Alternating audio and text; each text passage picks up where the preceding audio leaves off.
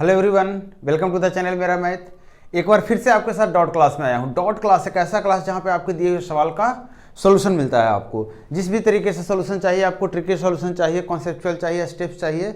जैसे कि देखिए, आज के डॉट क्लास में आपको दो इंपॉर्टेंट सवाल हैं, बहुत ही अच्छे सवाल हैं। और ये सवाल एक टाइम एंड वर्क से रिलेटेड है और एक सवाल आपका क्वाड्रेटिक फंक्शन से कह सकते हैं या फिर अलजेब्रा से कह सकते हैं। तो देखिए क्या है सवाल, जो पहला सवाल आपके स्क्रीन पे आ रहा है वो सवाल टाइम एंड वर्क का है। टाइम एंड वर्क के सवाल को सिर्फ पढ़िए, आप एक बार पूरे अच्छे से सिर्फ पढ़ लीजिए। सवाल कह रहा है कि ए बी सी अलग अलग एक कार्य को क्रमशः 15, 20 और 30 दिनों में पूरा कर सकते हैं। वे कुछ दिन मिलकर कार्य करते हैं, जिसके बाद सी कार्य छोड़ देता है तथा शेष कार्य ए और बी द्वारा मिलकर पूरा किया जाता है। इस कार्य के लिए कुल 18,000 रुपये का भुगतान तय किया गया था, लेकिन होता क्या है, बी को सी से 6,000 रुपये अधिक प्राप्त होते हैं। अब आपको बताना है कि ए ने कितने दिन तक काम किया।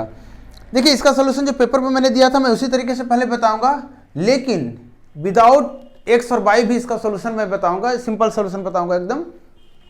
और वो सॉल्यूशन आपको इसलिए बताऊंगा क्योंकि आप मेरे सामने भी आ गए हैं, तो मुझे मौका मिला है कि आपको मैं वो चीज़ें सिखा सकूं जिसके लिए मैं हमेशा आपको कहता हूं।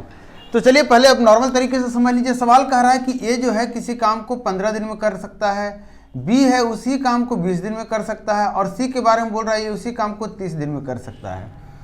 कह रहा तीनों मिलकर काम स्टार्ट किया था, ए प्लस बी प्लस सी तीनों मिलकर स्टार्ट किया, कुछ दिन तक काम किया है, उसके बाद सी काम छोड़कर चला जाता है और ई ए बी मिलकर काम को कंप्लीट कर लेता है। फिर बोल रहा है कि पूरे काम के लिए जो पैसा तय किया गया था ये 18,000 का रकम तय किया गया था कि 18,000 रुपया मिलेगा, जबकि होता क्या है कि बी को सी से 6,000 रुपया ज़्यादा मिल जाता है। बी को सी से कितना ज़्यादा मिलता है? 6,000 रुपया ज़्यादा मिलता है। अब आपको बताना है कि टोटल जो बी ए और बी और सी का जो मिला है, टोटल जो पैसा है, ठीक है, उसमें से आप खुद बताइए कि सबसे पहला जो इसमें कॉन्सेप्ट जो आता है वो ये आता है कि पैसा किसके हिसाब से मिलता है। तो पैसा हमेशा काम के अनुसार मिलता है। आपकी स्पीड से कोई मतलब पैसे का नहीं है, आपका इफिशिएंसी से कोई मतलब पैसे का नहीं है, जो आपकी क्षमता है, जितने दिन आप काम किए, इन सब चीज़ों से कोई मतलब आपके पेमेंट का ना। आपके पेमेंट का मतलब है आपने काम कितना किया। तो आप मुझे बताइए कि अगर 6,000 रुपया बी को ज़्यादा मिल रहा है और पूरे 18,000 में से 6,000 ज़्यादा मिल रहा है, इसका मतलब अगर आप काम की बात करें तो कहेंगे सिर्फ 6,000 बटा 18,000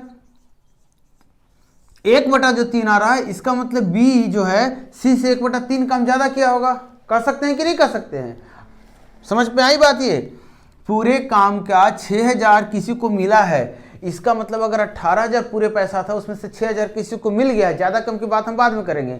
इसका मतलब पूरे काम का 1/3 काम वो किया है, क्योंकि पूरे पैसे का 1/3 पैसा इसको मिला है, तो 1/3 काम यहाँ पे ज़्यादा की बात कर रहा था। अब मैं अपने आपको बताया था कि आपको करना क्या है कि आप मान लीजिए कि ए जो है x दिन काम किया है तो बी भी x दिन काम किया होगा, क्योंकि दोनों शुरू से लगा है और आखिरी तक लगा है कि नहीं। मैंने बोला सी जो है 22 दिन काम किया है। आप मुझे बताइए एलसीएम मेथड से अगर चलते हैं, एलसीएम मान लेते हैं इसका कि टोटल 60 काम है, तो बताइए इसकी चाल हो गई 4 की, मतलब अब चाल बोलिए, स्पीड बोलिए, एफिशिएंसी बोलिए, क्षमता बोलिए, रेट बोलिए, दर बोलिए, जो बोलिए, इसकी 3 से और इसकी 2 से। आप मुझे बताइए कि जो ए है ये x दिन तक काम किया है, बी x दिन तक काम किया, तो ए x दिन काम करेगा तो कितना काम कर लेगा? 4x। बी x दिन काम करेगा तो कितना काम कर लेगा? 3x। और सी कितना दिन काम किया है? तो कहेंगे सर 22 दिन काम किया है सी। सी अगर 22 दिन काम किया, ध्यान दीजिए, और सी की दर क्या है? 2, तो 2/, और ये मिलाकर पूरा काम कितना हुआ है? 60। मतलब आपको यहाँ से एक इक्वेशन मिलकर जो आ गया वो आ गया 7x + 2/, बराबर 60। दूसरी बात आपको पता है यहाँ से कि B जो है, B C से 1/3 कम ज़्यादा किया। 1/3 मतलब पूरा काम हमने 60 लिया है, तो 1/3 60 का कितना हो जाएगा? 1/3 गुने 60 मतलब 20, मतलब ये 20 हो गया। और B माइनस सी, B कितना काम किया है? तो कहेंगे सर B तो x का दिन काम किया है, B मतलब शुरू से आखिरी तक काम किया, और B कितना से स्पीड से काम किया है? 3x। अगर B इस स्पीड से काम किया है तो C कितना दिन काम किया है? तो कहेंगे C तो 22 दिन काम किया है और C 2 के स्पीड से किया है काम। अब इन दोनों इक्वेशन को जब सोल्व करेंगे तो सिर्फ जोड़ दीजिए, तो 10x की वैल्यू आ जाएगी आपका 80 और x की वैल्यू आपकी आ जाएगी 8। और यही आपसे पूछ रहा था कि ये कितने दिन तक काम किया है। देखिए मैं जिस जगह पे रहता हूँ, मतलब मेरा जहाँ घर है, यहाँ पे आपको जिस साइड से साउंड सुनाई दे रहा है ये हमेशा चलते रहता है। और मैं अभी शाम में कर रहा हूँ, चारों तरफ पेड़ पौधे हैं, तो ये डिस्टर्बेंस आपको हमेशा मिलेगा, इसलिए मुझे रात में शूट करना पड़ता है क्लास। अभी आपका डॉट क्लास था इसलिए मैं शूट किया हूँ थोड़ा सा पहले। तो ये आपको समझ में आ गया कि ये जो पूछ रहा था सवाल कैसे बना। अब आपको सवाल बता रहा हूँ बिना एक्स और वाई मान के कैसे बनाएंगे इस सवाल को। जो थोड़ा सा नेचर का मजा लीजिए। कभी कभार इरिटेशन भी होता है, गुस्सा भी आता है, कभी कभार लगता है चलो भाई ये भी हमारा ही नेचर का ही पार्ट है तो इसमें गुस्साने की जरूरत नहीं है। देखिए सवाल क्या कर रहा था, सवाल कर रहा था ए जो है 15 दिन में काम कर सकता है, बी जो है 20 दिन में काम कर सकता है और सी जो है 30 दिन में काम कर सकता है। अगर ए प्लस बी प्लस सी तीनों मिलकर कुछ दिन काम किया है, फिर काम छोड़कर सी चला गया है और इसके बाद आपको बोल रहा था जो बी है, ध्यान दीजिएगा, जो बी है सी से 6,000 रुपया ज़्यादा ले गया है। मतलब इसका इतना साफ पता चल गया कि जो बी है सी से 1/3 काम ज़्यादा किया। यहाँ तक आपको देखिए लॉजिकल सोल्यूशन है। अब आपको कैसे मैं बताने वाला हूँ वो देखिएगा, ठीक है। आप एक बात मुझे बताइए, आप पैसा में रहने देना चाहेंगे तो पैसा भी कोई दिक्कत नहीं, कैसे भी, पहले इसको देख समझते हैं। आप एक चीज़ मुझे बताइए कि ए जो है शुरू से आखिरी तक लगा हुआ था, बी भी है जो शुरू से आखिरी तक लगा हुआ था। अच्छा ठीक है। तो एक बात बताइए, अगर दोनों बराबर दिन तक काम किया है और ये इतने दिन में काम खत्म कर सकता है, ये इतने दिन में काम खत्म कर सकता है, इसका मतलब अगर आपको मैं बोलूं कि ए को कितना पैसा मिलना चाहिए तो कहेंगे सर ए को 20 मिलना चाहिए और बी को 15। ये बात कहेंगे कि नहीं कहेंगे? जब कोई बराबर दिन तक काम करता है तो उसको पैसा कैसे मिलेगा? दिन बराबर है, पैसा कैसे मिलता है? काम के अनुसार। तो आप खुद बताइए, कोई 15 के स्पीड से काम इसका स्पीड क्या हो जाएगा? 1/15। 1/15 के स्पीड से काम करेगा, ये 1/20 के स्पीड से काम करेगा और दिन बराबर है तो स्पीड पर ही पैसा मिलेगा। तो सीधा हम कह सकते हैं कि जो अगर कोई बराबर दिन तक दो लोग काम किए हैं तो उनका इंडिविजुअल जो दिन का रेशियो होता है, जितने दिन में वो काम खत्म कर सकते हैं, उसका उल्टा किसका रेशियो होता है? पैसे का या फिर काम का। अब इसको रेशियो में मैं ले रहा हूं तो यहाँ 4 हो गया, यहाँ 3, मतलब ये 4 यूनिट ए को मिलेगा पैसा, क्योंकि 4 यूनिट काम करेगा ये शुरू से आखिरी तक। तो यहाँ पे काम पे ना मैं पैसे पे तौल दे रहा हूँ, तो ए 4 को 1 यूनिट पैसे मिलना चाहिए जबकि बी को 3 यूनिट मिलना चाहिए। आप खुद बताइए, अगर आपको पता ये है कि टोटल पैसा 18,000 है तो ए को 4 यूनिट मिलना चाहिए कि नहीं? बी को 3 यूनिट मिलना चाहिए। सी को कितना मिलना चाहिए इसके बारे में हमारे पास कोई इन्फॉर्मेशन नहीं है ना। हम सी से कंपेयर नहीं किया, हमने ए बी को कंपेयर किया क्योंकि दोनों बराबर दिन तक काम किया था। और आप में साथ में ये भी पता है कि बी को जो है सी से 6,000 ज़्यादा मिला है, तो बी को कितना मिला है? तो कहेंगे सर 3 यूनिट, तो आप यहाँ से 3 यूनिट ले लीजिए। अब देखिए इन दोनों को ऐड करेंगे तो कितना हो गया? 4 3 7 3 10, 10 यूनिट की वैल्यू कितनी हो गई निकल कर? 18 से 24, 24,000। तो आप मुझे बताइए 1 यूनिट की वैल्यू कितनी हो जाएगी? तो कहेंगे सर 24,000 बटा 10। ये कितना यूनिट काम किया? ये 4 यूनिट, तो हो जाएगा इतना। इसको इतना पैसा मिलना चाहिए। ध्यान दीजिएगा, अभी सवाल खत्म नहीं हुआ है। आपको पता चल गया ए को कितना पैसा मिलेगा, इतना। और पैसा किसके अनुसार से मिलता है? काम के अनुसार से। टोटल का कितना हिस्सा मिल गया इसको? तो कहेंगे सर इसके लिए तो हमको भागा देना पड़ेगा। अब यही चीज आपको बता रहा हूं, यहाँ पे जो लॉजिकल सॉल्यूशन होता है उसमें हमेशा आपको थोड़ा सा दिमाग पे जोर पड़ता है। जैसे यहाँ पे जोर पड़ेगा अभी आपके दिमाग पे। अगर आप बेसिक से क्लियर नहीं है तो आपको परेशानी होगी थोड़ा सा, लेकिन समझ जाएंगे, ऐसा कुछ नहीं है। 3 0 से 3 0 काटा। अब देखना आपको ये है कि ये जो है पूरे 15 दिन में पूरे काम खत्म कर सकता है। अगर आपसे पूछ रहा है कि जितना काम ये खत्म किया कितने दिन में किया होगा, तो हमेशा अगर 1 दिन काम किया होगा तो इसका काम आएगा 1/15। 2 दिन काम किया होगा तो 2/15। 5 दिन काम किया होगा तो 5/15। इसका मतलब 15 हमको नीचे रखना है क्योंकि 15 दिन में पूरा काम कर सकता है। तो 6 से काट दीजिए, 6 तिया और 6 चाव, यहाँ से 2 से काट दीजिए 5, यहाँ से 2 काट दीजिए, देखिए 8/15। मतलब ये 8/15 काम किया। जहाँ 15 दिन में पूरे काम कर सकता, वहाँ मात्र सिर्फ 8 दिन काम करके ये भाग गया था। समझ में आ गई बात? तो ये आपका सिंपल सा एक सॉल्यूशन था। नेक्स्ट सवाल जो है, ये सवाल भी अच्छा सा सवाल है और इस क्वेश्चन के लिए हम आपको फिर से समझाने की कोशिश करेंगे डिटेल में थोड़ा सा, ताकि आपको समझ में आए। सवाल कह रहा है कि n², देख लीजिए सवाल बोर्ड पर, n² प्लस 19n प्लस कितना है 92 कह रहा है ये पूर्ण वर्ग है।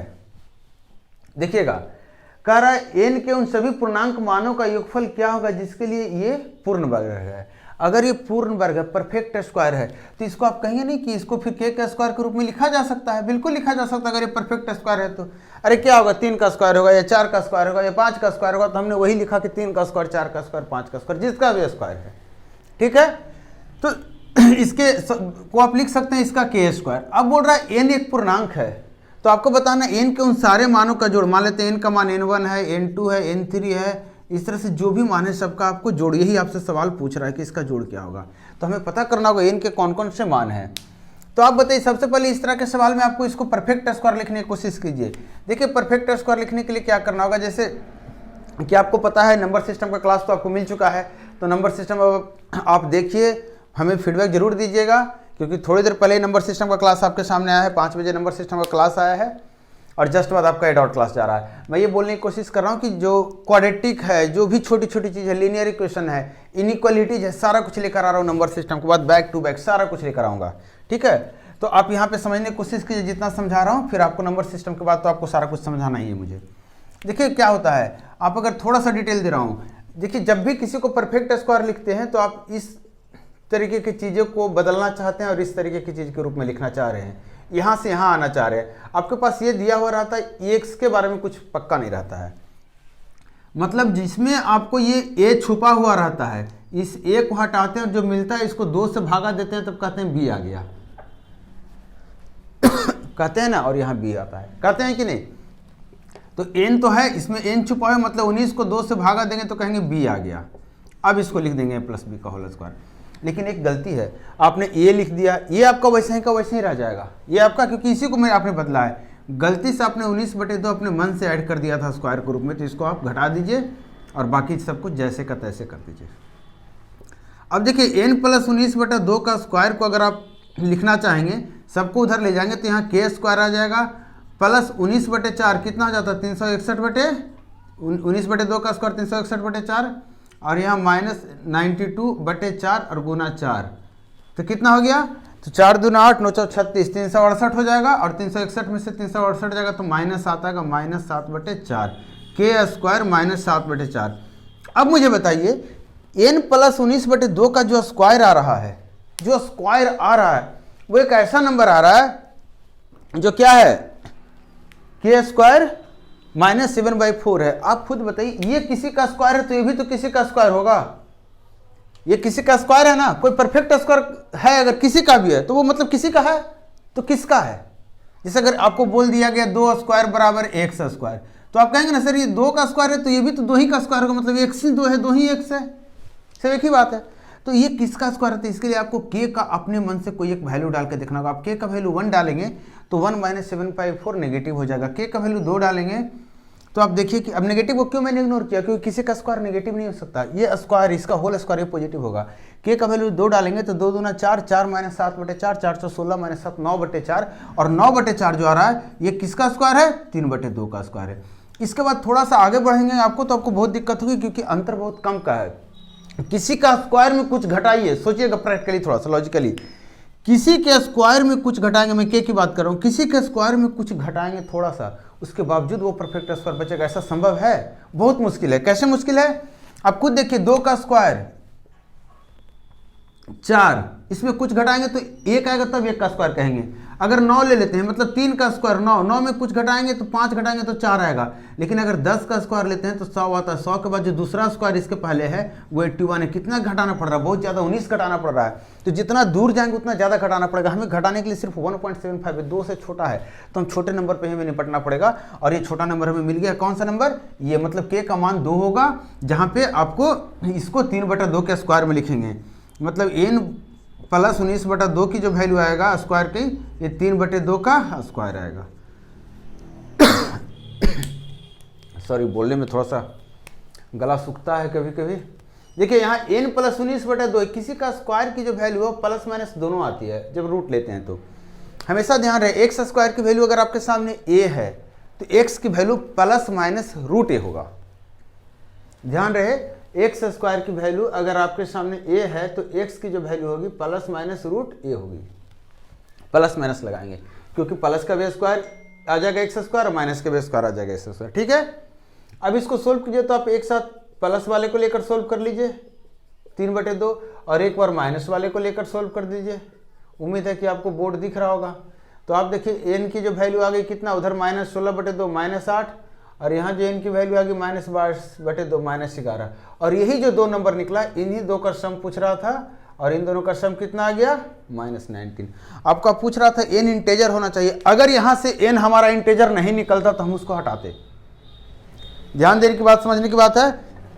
अगर n यहाँ पे हमारा इंटेजर नहीं बन पाता, मतलब n बटा में आ जाता 7/2, 6/5 ऐसा कुछ आता था, हम उसको नहीं लेते, हम सिर्फ इंटेजर्स को लेते, क्योंकि बोला हुआ n के उन सभी पूर्णांक मानो, मतलब n क्या है, था एक पूर्ण अंक था, क्या था, पूर्णांक था, क्या था, इंटेजर्स था। तो चलिए इसके साथ डॉट क्लास आज का क्लोज कर रहा हूं मैं। 2 क्लास क्वेश्चन थे, अच्छे अच्छे सवाल थे। आप देखिए वीडियो को, वीडियो पसंद आता है कमेंट करके हमें बताइए, लोगों तक पहुंचाइए, और जितना हो सकता है डॉट क्लास से जुड़िए। नंबर सिस्टम का जो क्लास जा रहा है, नेक्स्ट क्लास आपको फिर से मिलेगा नंबर सिस्टम का एज यूजुअल 5 बजे शाम में, और इसके बाद आपको फिर से मिलेगा नेक्स्ट क्लास। और नंबर सिस्टम में बहुत कुछ बताने वाला हूँ, बहुत कुछ आपको मिला है, फर्स्ट क्लास में आपको बहुत कुछ ज़्यादा नहीं मिला होगा, अगर आपने देखा है तो डिफिनेशंस वगैरह थे। नेक्स्ट क्लास से जो आपको मिलने वाला है वो काम की चीज़ें, छोटी छोटी चीज़ें आएगी, और काम की चीज़ें आएगी, और बहुत अच्छे तरीके से समझाऊंगा। तो चलिए मिलता हूँ नेक्स्ट क्लास में, थैंक यू।